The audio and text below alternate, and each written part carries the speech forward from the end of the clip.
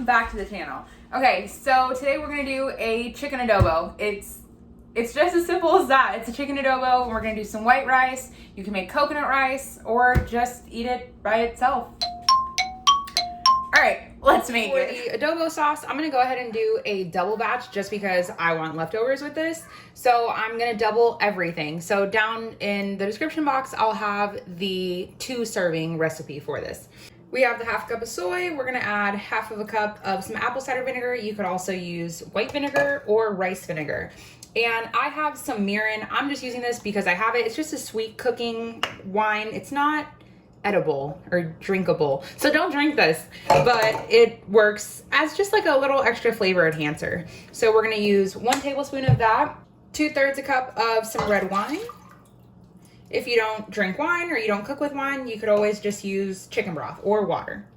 A teaspoon of some cracked black pepper, 1 cup of either some homemade broth or chicken broth or water. I added some chicken broth powder, and now we're gonna add 5 cloves of some grated garlic.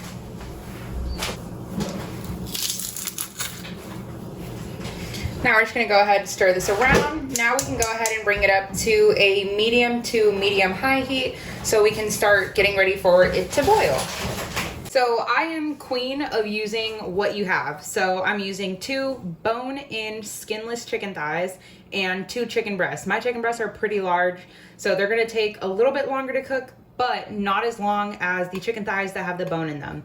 So I'm gonna place these 2 chicken thighs, no seasoning, no nothing, into our little adobo sauce here first, because they're gonna take longer. And then after about 7 to 10 minutes, then I can go ahead and add our breasts. But what I went ahead and did is dock some little holes just to make sure that the adobo sauce actually marinates in here and to help it cook. So I'm gonna do the same thing to the chicken breast. If I had a bigger pot or a pan, you know that we're moving, so we don't right now. But if I did, I would cut these in half lengthwise the way I did in my last video, if you guys wanna go ahead and check that out to learn how to do that. And this just helps with even cooking and making sure everything gets super nice and flavored. So now I'm just gonna go ahead and put that all in here.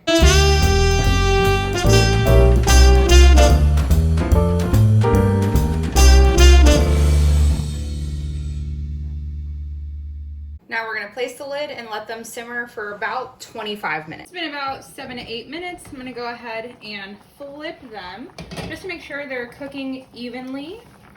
Okay, that looks great, but see how we still have some pink in the middle? So my breasts, I split them in half and I just laid them on top of each other. So it's gonna take a little bit longer for those.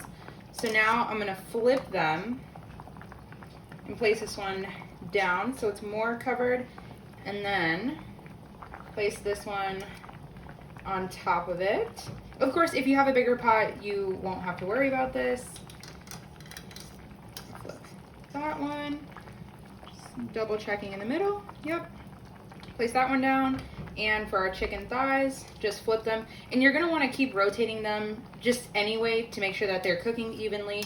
And then if they didn't cook all the way through evenly, just take it off the bone and just throw it in there. All right, put the lid back on, let it do its thing. I went ahead and removed the chicken breast pieces. I took out, of course, the thinner and smaller ones first, and then left these kind of bigger ones just in there a little bit longer. Of course, you can always just probe it and either temperature check it or just kind of do this and see if in the inside it's still pink or it needs a little bit longer. So if you want the like ultimate like max flavor, you can shred this up and throw it in the sauce so every piece has sauce around it. If not, serve it like this, just as great. If you throw this sauce on some rice, it is phenomenal. I'm just taking a little shish kebab here and just flipping them, making sure the color gets around evenly. The only thing I didn't add to this was some honey because, like I said, we're packing and I could not find it in the box that I thought I packed it in. So if you don't have honey, you can add sugar, monk fruit sweetener, maple syrup, or just completely leave it out. You only need a teaspoon. So I'm gonna let this finish cooking, and I'm also gonna cook it for about 10 to 12 minutes with the lid off to get the sauce a little bit thicker.